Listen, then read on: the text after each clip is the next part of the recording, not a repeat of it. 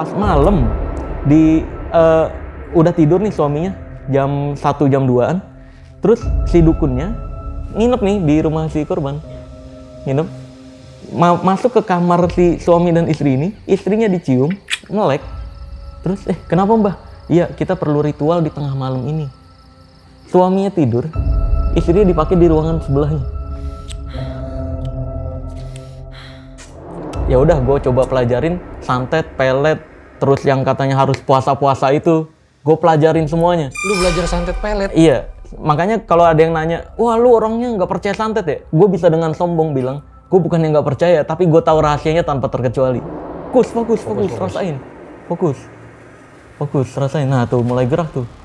Nah, mulai gerak, terus fokus. Terus, nah tuh mulai gerak, makin lama makin kenceng. Gerak sendiri ya? Iya tuh. Nah kan, ini muter. Udah disantet, ini ada yang ngirimin. Di sini ada santetnya bang? Langsung dia.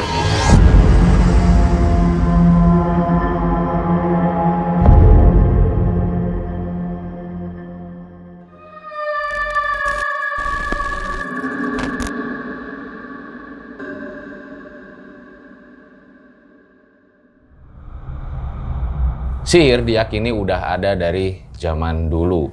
Dikisahkan Nabi kita juga pernah diserang oleh sihir. Nah, sihir itu kebanyakan dilakukan oleh orang yang benci dan sakit hati. Makanya kita diajarkan doa-doa perlindungan kepada Allah Subhanahu wa Ta'ala. Di abad pertengahan di Eropa, itu tukang sihir itu diburu, orang yang punya ilmu hitam, suka guna-guna, yang kebanyakan itu wanita, diburu dan dibakar secara keji. Nah, kalau kita ingat kisah itu, sedikit banyak nih jadi ingat dengan narasumber kita nih. Tapi bedanya konteksnya, dia adalah pemburu dukun yang suka menipu pasiennya. Kayak misalnya dukun cabul, dukun yang sebenarnya dia tuh nipu lah, trik-trik sulap. Langsung aja kita sambut, sulap merah.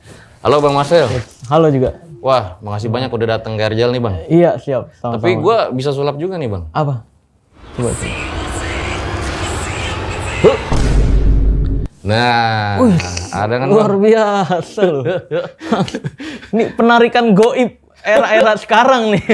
Nggak bisa dipraktekkan secara langsung kalau yang gini. Bang, ini dari dulu gue pengen nanya banget sama lu nih Bang. Kan lu merah-merah nih ya. Ini sebenarnya kampanye partai atau gimana? Aduh, enggak lah. Gue malah nggak mau nyentuh politik sama sekali. Beda ya? Beda lah.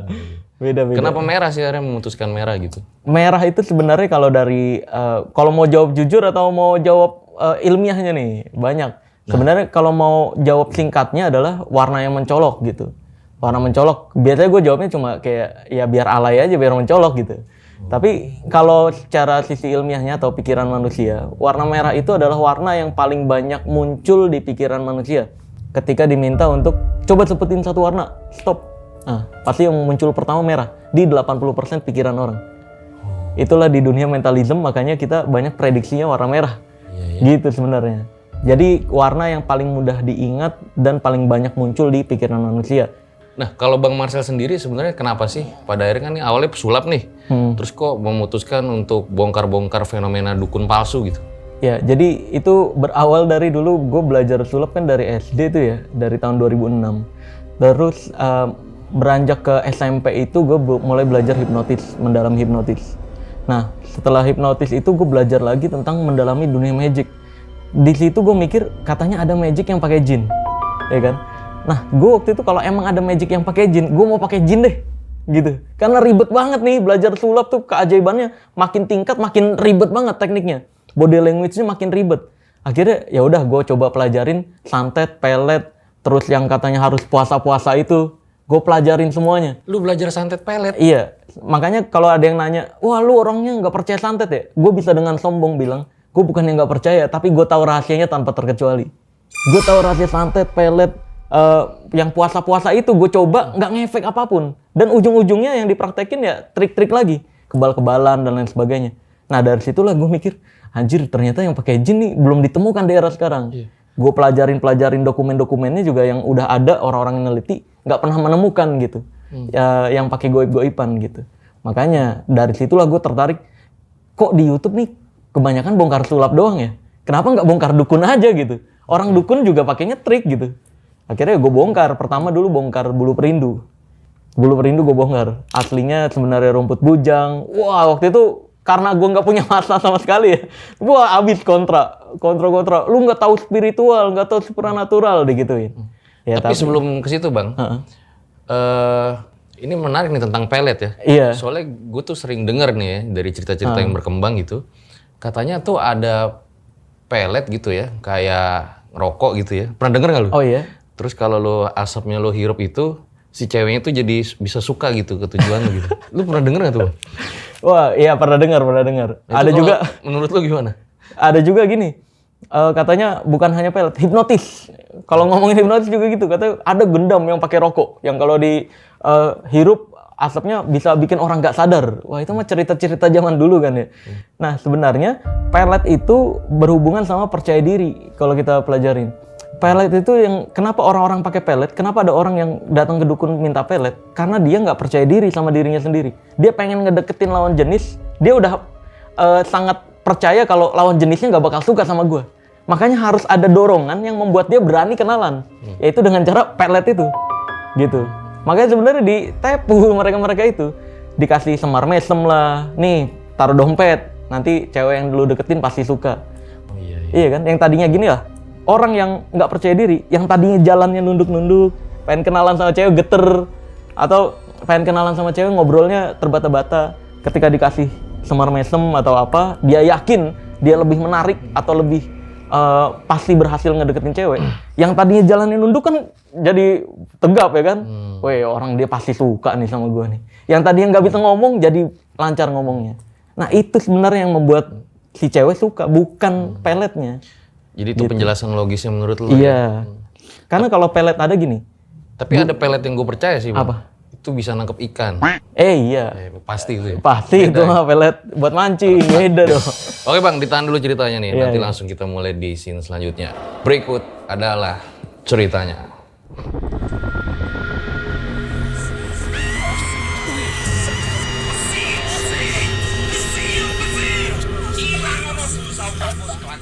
Bang Marcel kan udah banyak nih bongkar-bongkar kasus dukun yang berkedok gitu ya. Iya. Boleh diceritain sih biar penonton nggak ketipu lagi gitu. Oh, biar nggak di atau Iya, biar kena nggak jadi korban gitu jadi ya. korban. Ya, sebenarnya kalau untuk dukun ini biasanya kalau untuk yang ritual, dia nyebutnya ritual kan. Biasanya si korban ini dikasih ritual banyak di awal, terus nggak berhasil, dikasih ritual lagi katanya untuk pelengkap, untuk pembersihan lagi, nggak berhasil, dikasih ritual lagi, dan di endingnya baru ini ritual yang paling sulit untuk melengkapi semuanya nih pasti berhasil, yaitu berhubungan intim sama si dukun. Gitu, jadi si korban ketika udah ngejalanin banyak ritual, tinggal ngejalanin ritual akhir ini doang. Kalau nggak dijalanin kan gagal nih, sayang-sayang. Berarti rugi yang kemarin gue udah jalanin. Makanya mau nggak mau akhirnya jadilah korban pencabulan gitu. Biasanya modusnya begitu ya? Modusnya iya, kayak yang pernah nelpon gue langsung ya. Waktu itu lewat admin, nelpon gue langsung, ada korban dukun, istrinya 3 kali dalam sehari. 3 kali dalam sehari loh. Kisahnya gimana Bang awalnya tuh? Oh, ada salah satu channel gitu ngundang dukun ini, terus si korban ini ngelihat, ini berarti terpercaya nih orang nih gitu. Ini berarti si dukun ini oke nih gitu. Akhirnya si korban ini datanglah ke dukun itu. Oh, channel itu ngundang dukunnya? Iya. Oke. Akhirnya datanglah ke si dukun tersebut. Nah, ketika ke dukun tersebut dia bilang, saya lagi butuh uang nih gitu. Akhirnya diajarin ritual uang goib. Ritual uang goib. Ritual uang goib ini terus harus nyiapin kopi segini, kopi 7 rupa, terus kembang 7 rupa, macam-macam. Di rumahnya dia sediain nih, udah si suaminya dulu nih disediain. Setelah seminggu kemudian nggak ada muncul apa-apaan gitu. 2 minggu kemudian nggak muncul juga. Akhirnya dukunnya yang ke rumah dia, kan diprotes nih, kok nggak muncul-muncul. Ya udah saya kesana deh, pura-pura baik si dukunnya. Pas datang si suaminya lagi nggak di rumah, nanya ke istrinya, ini gimana? Udah ritual apa aja? Udah ritual gini. Oh. Tujuannya ini apa Bang? Buat dapat duit? Iya, buat dapat duit. Katanya dijanjiin pengganda uang itu? goib, penarikan uang goib 1 miliar. Oh. Dijanjiinnya. Terus si dukun, oh udah gini. Wah, ini ada ritual yang memang berat nih, Teh. Dan ini harus dilakuin sama istri dari orang yang udah melakukan ritual ini. Yaitu adalah memang berat sih, butuh keikhlasan, tapi jangan cerita, karena kalau sampai cerita energinya jadi nyebar kemana-mana, nggak berhasil nanti uang goibnya. Nah ini harus kita perlu berhubungan intim di tempat ritual ini gitu. Si dukunnya bilang, itu suaminya belum lagi nggak ada di rumah tuh pagi-pagi. Terus istrinya dipakai pertama. Pas agak siang. Suaminya nggak tahu tuh? Nggak tahu. Pas agak siangan datang suaminya ke rumah. Terus gimana ritualnya? Oh iya tadi udah dibantu lengkapin sama si tetehnya. Oh iya. Terus gimana? Berhasil nggak? Belum berhasil nih gitu. Akhirnya si suaminya ini kayaknya perlu kekurangan barang-barang nih kata dukun. Kekurangan barang-barang yang perlu dibeli. Kasih catatannya ke si suaminya. Ini barang-barang yang dibeli kan susah banget. Kayak apel jin lah yang daunnya berapa, terus apa, telur angsa lah. Dikasih. Beli nih suaminya keluar rumah. Nah itu dipakai lagi siang. Pas siang katanya ini ritual harus ketika matahari benar-benar di tengah. Harus benar-benar ketika panas. Dipakai lagi ritual. Di tempat ritual. Kedua. Nah yang ketiga ini yang miris nih. Kan pas balik sorenya, pas malam, kata dukunnya ini besok nih uang goibnya baru muncul. Pas malam udah tidur nih suaminya jam 1 jam 2-an. Terus si dukunnya nginep nih di rumah si korban. Nginep. Masuk ke kamar si suami dan istri ini, istrinya dicium, melek. Terus kenapa mbah? Iya kita perlu ritual di tengah malam ini. Suaminya tidur, istrinya dipakai di ruangan sebelahnya. Di tempat ritual itu. Jadi 3 kali sehari tuh. Pagi, siang, malam. Ini orangnya ngelapor ke lu langsung? Iya, nangis-nangis suaminya. Nangis-nangis dan minta... Suaminya tahu tuh gimana? Nah, dari chat istrinya. Kan si dukun pulang, gimana-gimana. Terus lagi nonton, pas ngelihat chat si istrinya, kok ada, mbah kayaknya yang dilakuin kita kemarin seharusnya nggak dilakuin deh. Karena nyampe sekarang uang goibnya belum muncul. Ditanya sama suaminya, ini ngelakuin apaan? Baru diceritain. Gitu. Oh yang ngubungin ke lu suaminya? Iya, suaminya. Nangis-nangis gimana bang Sel? Gitu. Ini gue nggak rela banget istri gue digituin gitu. Ya mau gimana kalau berani dukunnya ketemu sama gue aja. Terus si dukunnya bilang pesulap merah tuh takut ketemu saya. Waktu itu katanya asistennya udah datang ke saya, terus katanya mau pembuktian, saya iyain nggak kesini. Sejak kapan pesulap merah takut? Nggak ada. Dukun yang takut kabur tuh. Kalau mau mah, gue mah kayak ngundang gue kan gampang kan. Iya. Kalau dukun juga kalau pembuktian ayu kapanpun gitu. Tapi faktanya dukun kebanyakan gitu. Ketika ditanya pesulap merah gimana, ngakunya wah dia mah takut. Udah gue kontak, nggak pernah sejarahnya pesulap merah takut sama dukun, nggak ada gitu. Terus akhirnya gimana tuh bang kasusnya tuh? Dia ngilang aja dia. Gue kontak udah nggak aktif nomornya. Si korban yang minta tolong. Dia kan terakhir dia bilang gitu, kita kontrakan nggak ada nih bang gitu. Buat bayar kontrakan nggak ada, buat bayar kuota ini juga nyampe bulan ini doang gitu. Ya gue ajakin ketemu, si dukunnya nggak pernah mau juga katanya. Ya udah, nggak tahu deh. Karena kan lo harus mencari fakta dulu ya. Iya, dia ngirimin chat-chatnya, terus ritual-ritualnya gitu, dikirimin sama dia. Karena gue perlu tahu dulu nih dukun beneran nyuruh ini nggak atau fitnah doang gitu. Iya, takutnya kan. Iya, cerita fitnah doang, betul. Dan banyak lagi kasus-kasus lainnya kayak yang baru kemarin tuh, ya. Nih gue ceritain sini aja nggak apa-apa? Iya nggak apa-apa bang, gimana? Iya kemarin gue kan ada tuh yang di TikTok viral yang penonton 9 juta lebih. Banyak banget gue di tag, bang nih kejadian gimana bang? Santet beneran ada nih bang, beneran diguna-guna nih. Aduh, akhirnya gue nyari tahu nih siapa sih nih? Oh ternyata dia ngakunya disantet sama mantan pacarnya. Iya kisahnya tuh. Iya kisahnya kan. Lu cari sendiri deh pasti. Iya tahu, ada. lagi viral. Ya katanya, iya lagi Cinta viral. ditolak dukun bertindak. Nah itu, kita ditolak dukun bertindak. Nah itu loh, dia awalnya gue nanya, gue telepon nih, gue cari Instagramnya, gue DM, kata dia ya udah lewat telepon aja bang ngejelasinnya. Gue telepon. Nah di telepon itu dia ngejelasin semua. Gue awalnya nanya, lu pertama kali nyadar atau mengira lu disantet tuh karena apa? Karena mantannya itu ngancem mau disantet dia kalau sampai dia punya pacar baru lagi gitu. Nah ternyata setelah itu dia percaya nih, paranoid, ketakutan berlebih. Ketika dia punya pacar baru, semua kejadian di rumahnya disangkut pautin atau cocokologi ke ancaman itu. Gitu. Kejadian kayak apa aja bang? Ya yang ada itu, yang ada di videonya dia kayak katanya listrik mati. Listrik tengah malam mati, udah dinyalain, jepret lagi. Gue tanya itu, gue ketawa-ketawain dia. Gue tanya, listrik lu berapa watt di rumah? berapa ya bang? 2.200 sih. AC masang 2. Yang satu berapa? 2 PK. Yang satu lagi 1 PK. Ya kurang lah anjir. 2 PK itu 1.700 watt. 1 PK itu sekitar 800 watt, 700 sampai 800 watt gitu. Kalau dinyalain barengan ya mati gitu. Oh iya bang, iya juga sih bang gitu. Awalnya juga gue nggak percaya bang gitu. Tapi karena nggak ada yang ngejelasin nih. Bahkan banyak orang-orang yang ngontek katanya dari Indicrot. Gue nyebutnya Indicrot ya karena dia asal ngecrot. Asal keluar tanpa ada bukti gitu. Indicrot. Iya, katanya ini ada beneran yang nyantet, ada yang ngirimin gitu-gitu. Ya, gue jelasin semuanya. Sebenarnya kayak yang bunyi di loteng. Di loteng itu ledakan apa? Bisa jadi petasan, gue bilang, oh petasan nggak mungkin sih bang. Terus bisa jadi juga musang lewat. Lu atasnya nggak ada, bukan genteng ya katanya. Ada loteng yang bagian plafon gitu. Apa sih namanya ya plafon yang kayak plastik gitu ya? Keseng gitu. Enggak, kayak plastik gitu yang anti panas juga ada. Wah nggak tahu gue. Ada yang kalau kena lompat batu tuh dor gitu. Nah itu gue menduga kalau di perumahan itu biasanya ada musang yang masuk ke perumahan untuk nyari makan. Itu bisa jadi musang. Ah iya juga ya bang ya, bisa jadi tuh. Terus suara petir gimana? Suara pasir gimana bang? Di plafon. Ada suara pasir katanya di plafon, kayak jatuh.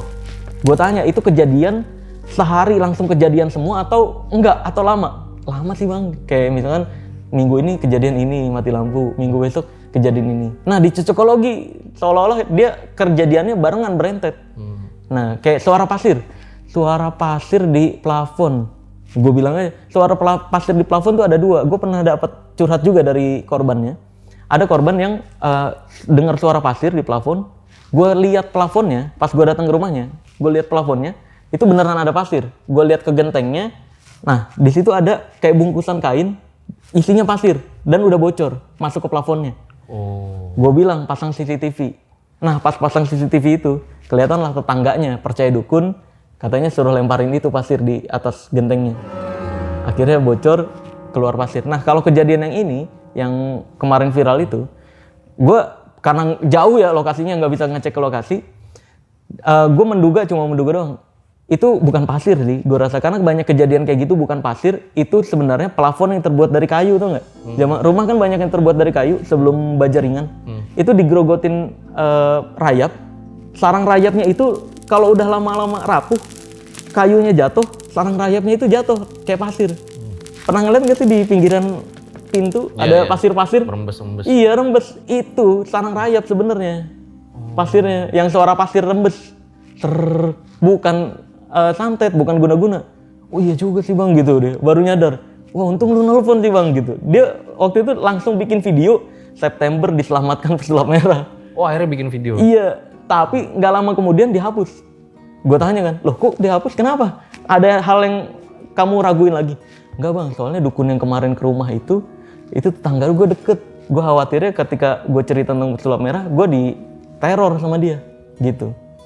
Ya udah dari situlah dia bilang, iya sih bang, setelah itu dukunnya juga ngechat tuh, nanya-nanyain kabar, lagi ngapain. Bisa aja. Sambil menyelam minum air tuh dukun tuh. Jadi ya kayak gitulah. Dari situ alhamdulillah dia sadar tuh. Sampai gue bilang, ya udah kalau ada apa-apa lagi atau hal yang membuat kamu takut atau paranoid lagi, chat aja, nanti saya jelasin rahasianya sebenarnya itu kejadian karena apa gitu. Alhamdulillahnya masih bisa dijelasin. Karena banyak orang yang ngotot. Ketika dia, gue disantet nih, gue dikirimin, gue diguna-guna. Kita bilang nih, lu nggak diguna-guna bro, lu sakit ini. Enggak lah, gue diguna-guna, pasti dikirimin sama ini. Orang kayak gitu udah diruqyah aja. Pikiran lu emang yang sakit. Ruqyah semoga bisa menyembuhkan pikiran gitu. Iya, kebanyakan orang gitu sih. Tapi kalau Bang Marcel ini percaya santet apa enggak gitu? Kalau sekali lagi kalau ditanya santet itu gue bukan nggak percaya, tapi gue tahu rahasianya. Gue tahu bagaimana cara melakukannya. Karena sebenarnya santet itu bukan, gue membedakan santet dan sihir. Gue nggak menyamakan santet itu bagian dari sihir, enggak. Oh lu membedakan nih? Membedakan, makanya perbedaan gue sama Ustadz Faizar di bagian itu. Gue mempelajari santet secara mendalam, rahasia-rahasianya. Ustadz Faizar secara dalil agama. Sihir, Dia sihir, jadi disebutnya santet aja pokoknya di Indonesia, sihir tuh. Kalau gue membedakan. Karena kalau santet itu sebenarnya racun. Racun ya? Iya, karena pernah dengar nggak dukun bilang santet itu bisa membunuh tanpa menyentuh. Racun kan membunuh tanpa menyentuh kan? Iya, jadi zaman dulu tuh sebenarnya racun untuk persaingan di dunia wayang zaman dulu. Di Jawa tuh di pewayangan dipakai. Kalau ada wayang yang dalang wayang yang lagi naik, orang-orang yang bawah nih yang iri pengen biar turun gimana caranya diracun. Racunnya itu bukan pakai bahan kimia, racunnya pakai bahan yang gampang sekali ditemukan dan cara membuatnya mudah sekali. Tapi gue nggak mau ngebongkar di sini, takutnya dipakai nih. Tapi kalau dari jarak jauh gimana bang? Hah? Kalau dari jarak jauh Pakai orang gimana? bayaran. Bayangin, orang-orang yang gue tantang nih, dari gue nantang santet kan se-Indonesia. Oh, iya. Alasan-alasan orang-orang di luar kota yang jauh dari Jakarta bilangnya santet nggak bisa nyebrang pulau. Santet nggak bisa nyebrang lautan. Ya ile, bayar preman ini kemahalan ya. Iya, jadi pakai preman itu. Kalau yang jarak jauh. Pakai preman? Iya, pakai preman. Bayar preman untuk lu cari tahu dia biasa makan di mana, biasa minum di mana. Udah, pura-pura jadi temennya. Taburin. Makanya hati-hati dengan orang yang kamu anggap baik, karena satu-satunya yang bisa melukai diri kamu adalah orang yang kamu anggap baik. Oke. Tapi ini menarik bang. Soalnya gue pernah baca penelitian ya. Hah? Gue lupa nih penelitian di mana, tapi biasanya gue save di komputer gue. Oke. Nah penelitian itu bilang memang sihir itu ada yang pakai racun. Iya, Tapi ada juga yang medianya itu jin. media jin. Nah kalau menurut lu gimana? Kalau sihir, itu sihir. Kalau gue bedainnya Oke, gitu. kalau lu santet Iya, ya. kalau santet itu Tapi santet bisa pakai jin nggak? Enggak. Gua sampai saat ini nggak ditemukan metode santet itu pakai jin. Santet itu ada 2 metode, racun dan psikologis, ada ancaman. Kayak rumahnya diteror. Lu pernah tahu nggak tanah kuburan? Iya. Ditaruhin tanah kuburan, ditaruhin rambut, ditaruhin jenglot rumahnya. Itu metode ancaman sebenarnya. Ketika lu nggak percaya santet, lu nemuin di depan rumah lu tuh ada tanah kuburan. Apaan sih, ini orang jahil banget. Udah bersihin aja kan, udah selesai. Nggak jadi masalah. Tapi ketika lu percaya santet itu adalah hal goib, ditaburin tanah kuburan. Wah anjir, gue bakalan sakit nih. Wah anjir, berarti sakit perut kemarin gue karena ini nih. Padahal telat makan. Wah anjir, berarti kemarin gue lemes karena ini. Cocokologi akhirnya. Itu paranoid. Nah itu santet tuh ada 2 metode kayak gitu. Ada juga yang rumahnya ditaburin kayak ular berbisa. Tiba-tiba ada ular di rumahnya. Enggak, tapi lu pernah nemu gitu. Jadi emang orangnya yang naruh langsung ularnya gitu. Iya, Gimana emang kayak gitu. ceritanya, Bang? Ya emang begitu. Pernah nemu nggak lu? Ya pernah, kayak ya yang viral kemarin lah, yang katanya yang politik, yang katanya depan rumahnya ditaruhin kobra 1 gulung, tapi begonya nggak diseset. Ada berita yang kemarin tuh viral. Oh iya. Cukup viral ya. Ada salah satu di depan rumah ditaruhin ular 1 apa tuh namanya? Karung. Tapi karungnya nggak diseset, harus diseset itu biar masuk ke dalam rumahnya gitu. Jadi itu ancaman-ancaman yang bersifat, makanya dukun bilang orang yang nggak percaya santet sulit disantet. Sedangkan orang yang percaya santet itu gampang disantet. Karena itu dari pikiran. Sedangkan kalau karena jin, kalau yang sihir ya, kan tadi ditanya juga yang karena sihir, sampai saat ini gue belum menemukan. Gue belum menemukan itu yang beneran karena sihir gitu. Belum menemukan hal-hal yang aneh yang nggak bisa gue jelaskan secara ilmiah. Selama ini masih bisa dijelaskan ilmiah semua. Oke. Gitu. Menarik banget sih ya. Ini pandangan dari Bang Marcel ya. Iya. Jadi dia membedakan antara santet dan Sihir. Santet guna-guna tuh masih satu. Sihir tuh beda lagi kalau gue. pernah ada lagi nggak sih Bang kasus-kasus yang lu bongkar tuh? Kasus Dukun ya, yang terkait dukun. yang udah dibongkar atau yang akan dibongkar? Yang sudah dibongkar. Yang udah dibongkar ya banyak banget. Kayak kemarin yang baru-baru gue bongkar yang topeng gedruk bisa nutup-nutup. Topeng gedruk. Topeng gedruk itu kan budaya kita tuh, yang dipakai untuk seni tari-tarian, ada drama-dramanya juga kalau pertunjukan aslinya. Tapi kemarin di TikTok itu atau di YouTube dan Instagram juga banyak viral yang topeng gedruk bergerak sendiri, bisa nutup-nutup mulutnya. Topeng gedruk mulutnya bisa nutup sendiri. Banyak yang bilang, wah itu pasti karena jin. Wah itu ada kodamnya. Wah ya kebetulan gue punya alat yang sama di rumah, gue bongkar gitu. Gue bongkar kalau itu bukan budaya, nggak ada budaya kita tuh nampilin topeng gedruk mulutnya gini-gini sendiri, nggak ada. Topeng gedruk itu dipakai budaya kita untuk tarian, untuk drama yang ada ditampilkan gitu.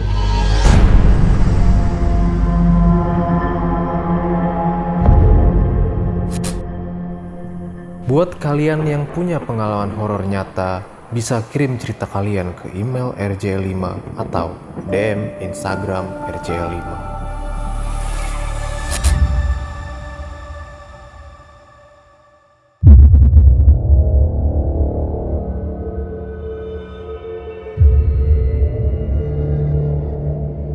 Oh gitu bang ya, tapi kan kita pernah mendengar gitu ya bang, ada kisah-kisah zaman dulu tuh tentang jin gitu ya, tentang setan yang akan menggoda manusia lah. Mengganggu sampai, ya.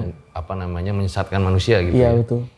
Pernah gak sih lo ngalamin misteri ya, gue bilang misteri nih bukan horor ya. Iya, iya. Kisah-kisah yang tuh masih jadi teka-teki buat lo gitu. Ya ada, tapi masih kecil itu waktu itu kan. Kayak gimana, Gue Bang? belum senalar atau seanalisis sekarang gitu. Dulu yang kayak tetangga di rumah yang dulu awal gue tuh yang sebelum bokap bangkrut, sebelum dijual rumah, itu tetangga gue ada yang rumahnya kosong terus. Nah di situ katanya setiap maghrib pagernya geter-geter sendiri. Pagernya geter-geter sendiri, gue mikir, ah masa iya sih? Pasti ada penyebabnya lah gitu. Akhirnya gue pulang main bola, dulu masih kecil kan, masih SMP kelas 1 kalau nggak salah. Pulang main bola, futsal, gue coba nih maghrib di luar rumah, sengaja nungguin ini. Di luar rumah, gue duduk di depan rumah, dan beneran geter tuh. Beneran geter kenceng banget. Drrrr. Di situ gue ngeliatin, dari ujung ke ujung kok nggak ada apa-apaan ya. Mulai deg-degan tuh. Waktu itu masih kecil deg-degan. Maghrib bang? Iya, maghrib. Gue deg-degan, langsung lama-lama berhenti. Nah di situ gue nggak tahu penyebabnya tuh. Penyebab geternya tuh kayak orang geterin dan lama gitu. Gue nyari ujung ke ujung belum ketemu pada saat itu. Kalau sekarang mungkin gue bakal nemuin deh penyebabnya apa. Tapi nggak tahu. Ya? Iya, tapi kalau waktu itu ya karena masih ada rasa takut juga dan masih antara percaya dan tidak sama dukun dulu. Ya jadi ya nggak dalam-dalam banget gue nyari tahu. Iya, tapi ini menarik ya. Gue juga sering bilang sih bang ke para lang Rijal Sunset gitu. Ketika ada fenomena misteri ya, kalau kita nonton film horor di barat nih, biasanya tuh dia kalau ngeliat hantu, dia pergi ke psikolog bang. Ini gue kenapa ya, gue gangguan apa gimana gitu. Nah ketika psikolog belum bisa ngasih jawaban, biasanya Vatikan itu ngutus pendeta atau pastor buat di poltergeist. Poltergeist Poltergeist tuh getaran. buat di eksorsis, Iya, buat di eksorsis. Nah kalau di kita kan kenal konsep ruqyah. Iya, ruqyah. Nah itu yang selalu gue bilang sih ke para penonton gitu. Iya. Karena memang yang misteri-misteri itu ya menarik ya, karena masih jadi teka-teki gitu. Sebenarnya kenapa sih gitu. Iya. Bahkan di sana aja kan lagi rame masalah UFO alien kan. Yang di mana? Di Amerika. Sana? Oh di Amerika. Iya. Ada atau Wah, enggaknya iya, gitu kan? itu dia kan. Ada Nah, atau itu enggaknya? makanya menarik. Tapi ketika dikelolanya itu misalnya secara saintifik, kayak lu nyari logikanya gimana dulu sih? Faktanya sih, kalau gue nih faktanya gimana sih, beneran ada atau enggak gitu. Tapi kalau untuk alien gue bukan urusan gue tuh. Gue urusannya ke kejadian-kejadian keajaiban. Pokoknya gini lah, sesimpel ini kalau gue nyebut. Ketika keajaiban itu bisa dilaksanakan kapan waktunya dan oleh siapa, itu udah pasti trik. Gue berani menjamin hal tersebut. Ketika ada orang yang bilang, gue bisa narik benda goib. Kapan? Sekarang. Dia narik benda goib nih. Dan dia ngelakuin, itu fix trik gitu. Penarikan benda goib fake semuanya. Seriously fake. Terus ada yang bilang bisa transfer penyakit ke kelapa. Transfer penyakit ke kambing. Itu fake. Karena bisa keajaiban yang bisa terjadi kapan terjadinya dan siapa yang melakukan gitu. Oke. Udah pasti fake.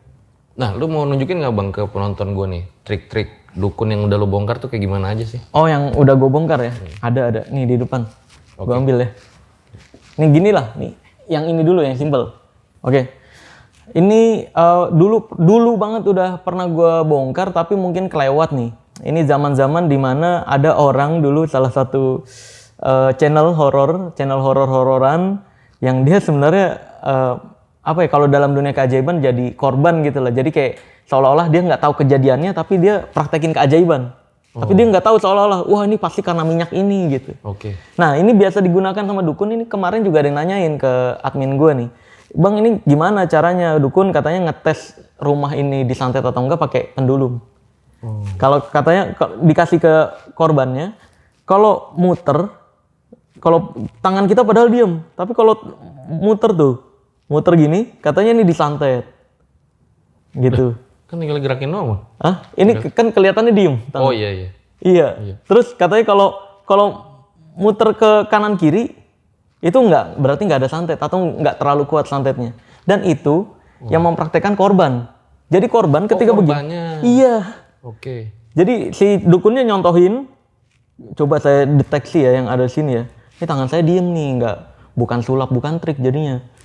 Tuh, ini muter, berarti di sini santetnya kuat, gitu bilang. Coba tes sendiri. Coba gue bang ya. Iya. Ketika ini sebenarnya kan pemberian sugesti. Kita tes nih, di sini ada santet nih guys. Idih, sakti. Gini ya bang. Dikirimin, jangan deket-deket gini, agak jauh. panjang. Nah, good. Ini diemin dulu. Nah, kalau muter, nah ini sebenarnya tau nggak? Ini untuk ngetes si pasiennya ini, si korbannya ini percaya banget nggak di rumah ini disantet. Iya. Kalau dia percaya banget, dia otaknya pasti mikir, wah ini pasti harusnya bulat nih, muter nih gitu. Nah, ketika muter baru dia, Ini berarti nggak ada nih bang. Nggak ada santet bang. Oh, belum. Fokus, rasain. Fokus, rasain. Nah, tuh mulai gerak tuh. Nah, mulai gerak terus fokus. Terus, nah tuh mulai gerak, makin lama makin kenceng. Gerak sendiri ya? Iya tuh. Sebenarnya nggak disadarin kan. Lu sebenarnya ngegerakin pikiran lu, ngegerakin ini nih, tapi nggak sadar. Ini pikiran gua. Iya. Hebat juga ya. Hebat lah. Manusia gitu. Ketika fokus. Nah kan, ini muter. Udah disantet ini, ada yang ngirimin. Di sini ada santetnya bang. Langsung dia izin ke toilet, tau nggak nih? Setelah adegan gini, ketika dia udah muter nih, korbannya udah makin takut kan? Disantet. Oh yaudah, saya izin ke toilet dulu. Ini mau ke toilet saya. Oh iya boleh. Nah, ketika jalan ke toilet, keluarin lah tuh alat-alat jenglot, semar mesem, keris-kerisan kecil, nyari kamar yang kebuka, set lempar-lemparin. Balik dari toilet, ya udah. Ada yang nyantet sih, saya tarik ya benda pusakanya ya. Tinggal acting. Nah itu, makanya saya bilang untuk dianggap sakti di Indonesia harus ada 3. Yang pertama bisa mendesah. Mendesah. Iya. Oh, iya. Yang kedua slow motion. Nggak boleh tuh mendesah tapi nggak slow motion. Nggak boleh. Nggak kelihatan sakti, harus slow motion. Nah, yang ketiga lompat. Untuk dianggap sakti di Indonesia cuma 3 ini doang. Bisa 3 ini udah aman. Yang lompat nih. Saya coba tarik ya. Tuh. Yo gitu. Langsung, saya merasakan di sini energinya kuat nih. Ke kamarnya muncul jenglot yang tadi dilempar-lemparin. Itulah cara dukun tuh. Satu penarikan benda pusaka 10 juta kan, yang dilemparin 80. Gitu cara dukun tuh. Kayak gitu ya bang ya. Iya, gini. Terus ada lagi banyak nih. Tapi pendulum ini emang pakai cincin atau gimana? Beda-beda. Beda-beda. Ada yang pakai cincin, ada yang pakai pendulum yang kayak Liontin kristal ya, liontin gitu, macam-macam. Terus biasanya harusnya talinya nih tali kayak rantai-rantai yang udah tua gitu biar Gantar ilmu lo gue pakai ya buat cucu gue nanti tuh kalau gue punya cucu. Iya. Kakek bisa sulap. Iya boleh begini ya. Iya, suruh gini aja. Seru juga ya. Sekarang gini bisa kalau dibawa ke ranah magic, suruh diem tangannya, terus fokus ya. Lihat, sekarang aku akan buat cincinnya muter. Nah, itu sugesti sebenarnya buat kepikirannya. Oh, udah masuk di pikiran ya? Muter. Nah, tanpa dia sadarin, sebenarnya dia ngegerakin. Oh. Muter. Oh iya, kok bisa gitu. Berarti kalau menurut lu kekuatan pikiran itu sangat kuat ya? Iya. Sebenarnya ya semua yang ada di organ tubuh kita ini kan dikendalikan pikiran kan. Kayak jantung nih kan berdetak dikendalikan pikiran bawah sadar tanpa kita sadarin. Ya itu udah keajaiban Allah ya. Pikiran kita yang ngatur semuanya. Makanya ketika pikiran kita stres, itu sistem imun kita menurun. Bukan menurun, malah mati total. Ada penelitian. Mati total selama berapa jam. Nah ketika stres tersebut, penyakit jadi lebih mudah masuk. Makanya kita di Islam diajarkan untuk selalu bersyukur. Bersyukur dan selalu bahagia. Jangan sampai stres-stres. Karena takdir ya udah serahin ke Allah aja. Kita berusaha doang gitu. Biar nggak mati sistem imun kita gitu. Masya Allah nih. Ya. Iya. Nah, Bang, lu nggak ada rencana bikin sekolah sulap gitu? Waduh. Gue pengen daftar loh. Sekolah sulap belum ada sih kepikiran. Bisa ada mainan gue. Gue mau malah gue pengen ngadain tuh workshop bongkar rahasia dukun, kayak kebal-kebalan gue ajarin karena kebanyakan tuh kebal-kebalan itu yang kebal-kebalan ya? Yang dijadikan penipuan. Nih ada lagi nih kayak jenglot. Wah ini kalau serem juga nih bang. Iya lumayan. Nah kalau jenglot kecil. Ini buat apa bang? Ini buat penarikan goib. Penarikan goib? Kan misalnya, kan tadi nih habis gini-gini ya ke toilet. Kalau mau narik goib pertama buat emes korbannya adalah kayak gini tinggal. Oh dia ngambil nih dari toilet udah nyimpen sini, nih nyimpen sini, ngobrol gini. Oh udah ngerasain sakitnya nggak enaknya berapa lama tuh? Oh udah Di sini. 3 hari lah. Oh 3 hari ya? Oh pasti kebanyakan nonton RJL 5 tuh. Nah, ini gue merasakan di sini sih memang nih ada nih. Oh iya. Nah, ini gue tarik ya. Wah, ini tangan saya kan kosong ya. Tuh. Sakti. Udah ini. Ini nenek gue juga bisa bang. Kan asal 3 itu doang. Asal bisa mendesah, slow motion, sama lompat. Oh iya. Iya. Asal beli ininya aja ya. Sama beli ini di Pasar Rawabening nih gue bongkar nih rasanya. Semua dukun di Jabodetabek belanja nih di Rawabening. Tinggal selipin gini doang, main misdirection kayak gini itu. Terus ngambilnya juga gini, set nih, set langsung ke belakang ngambil gini, set gitu.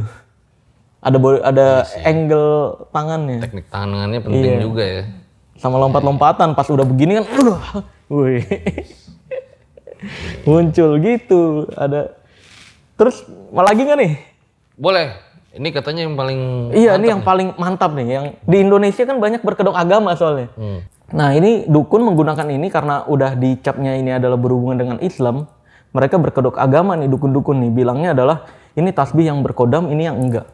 Ini gua buktiin ya. Iya, gimana bang? Ini kalau yang tasbih berkodam bisa berdiri gini. Kalau tasbih yang nggak berkodam nggak bisa berdiri. Ya udah, langsung aja.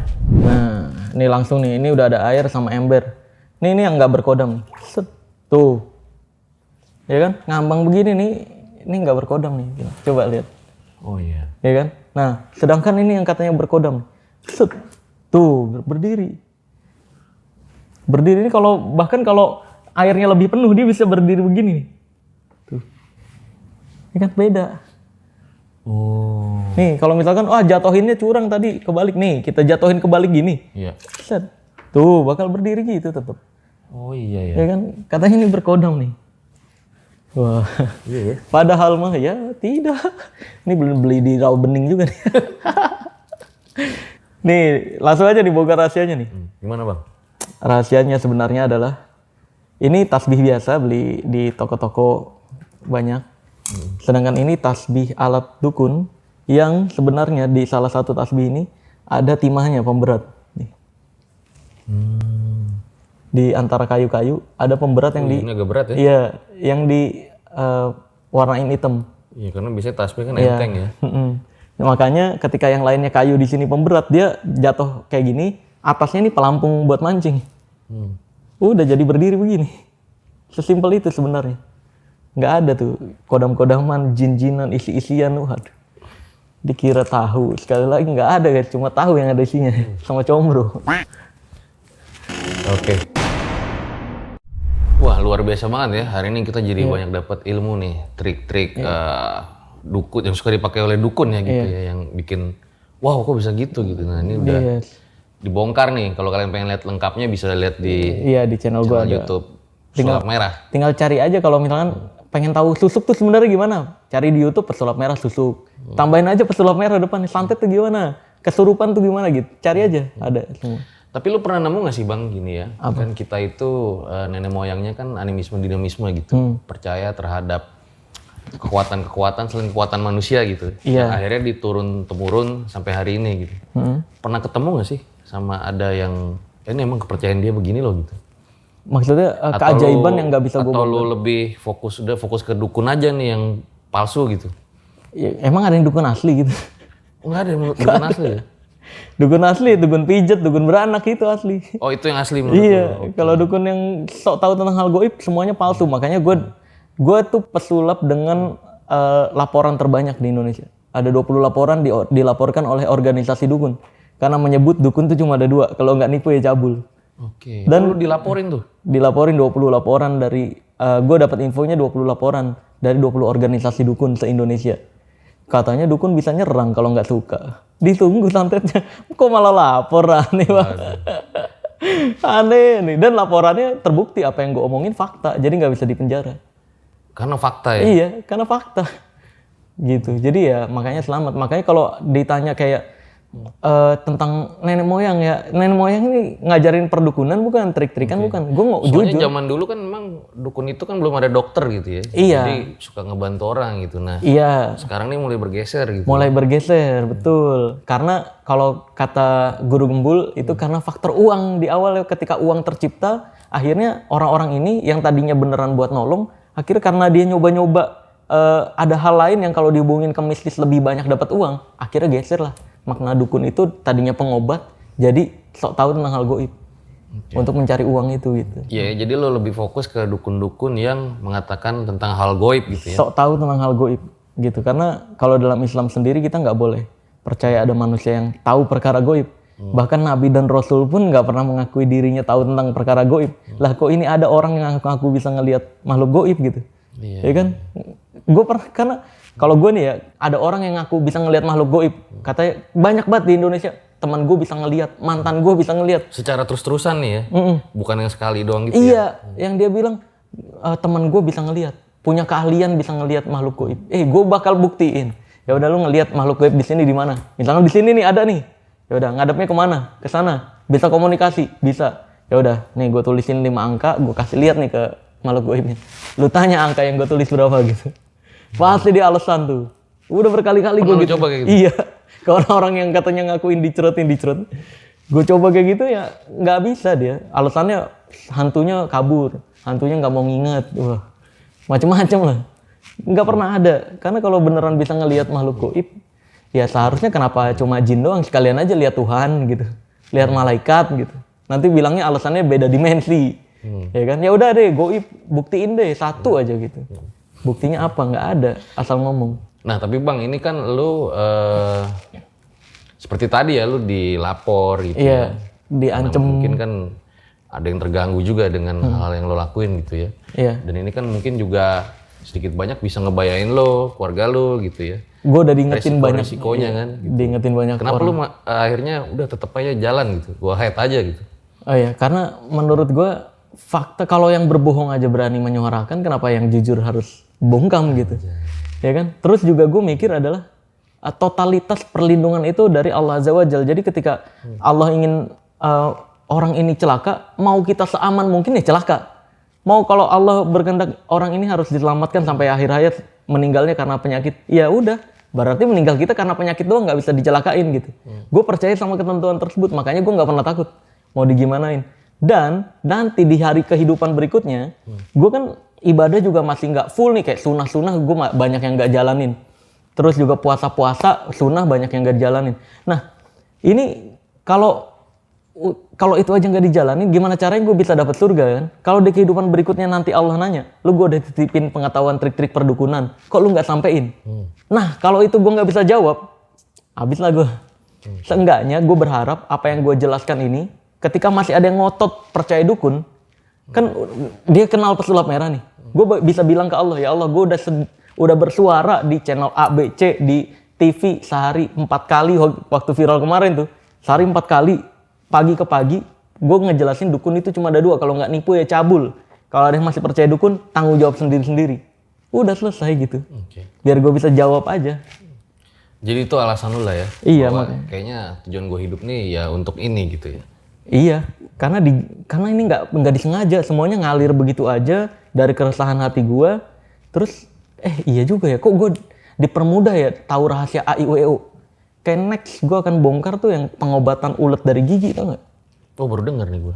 Ada yang pengobatan tradisional yang pakai kayak ginian nih. Terus bawahnya ada kayak batu panas, ditaruhin ramuan, ditutup pakai ini nih.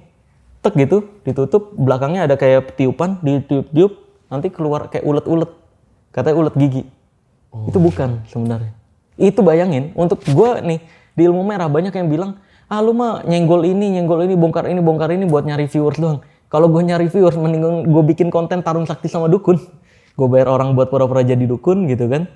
Gue tinggal lompat-lompatan. Selesai, gampang, penontonnya banyak.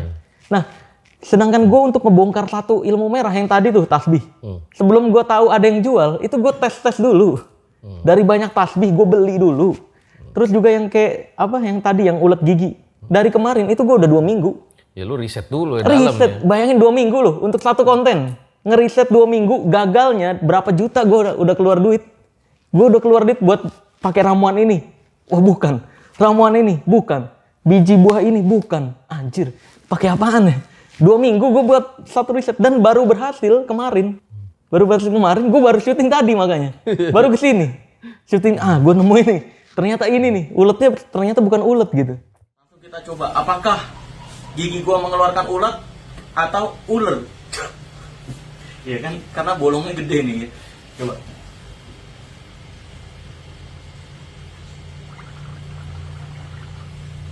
Nah, singkat aja lah ya. Nah itu, jadi memang yang gue sampein ini ya fakta gitu, bukan logika. Iya. Kurang lebih. Oke deh, luar biasa ya. Kita doain nih Bang Marcel ya, semoga bisa semakin mengedukasi masyarakat Indonesia ya. Amin, dengan jalannya ya. Thank you Bang udah datang ya. Sama-sama. Kerja sukses selalu ya. Itu deh guys, episode pada kali ini ambil baiknya buang buruknya dengan adanya kisah-kisah seperti ini. Jangan malah menjadikan kalian takut. Akan tetapi kalian harus makin yakin dan percaya dengan kebesarannya. Gue Fajar Aditya, RJ5 undur diri. Ciao. Oke.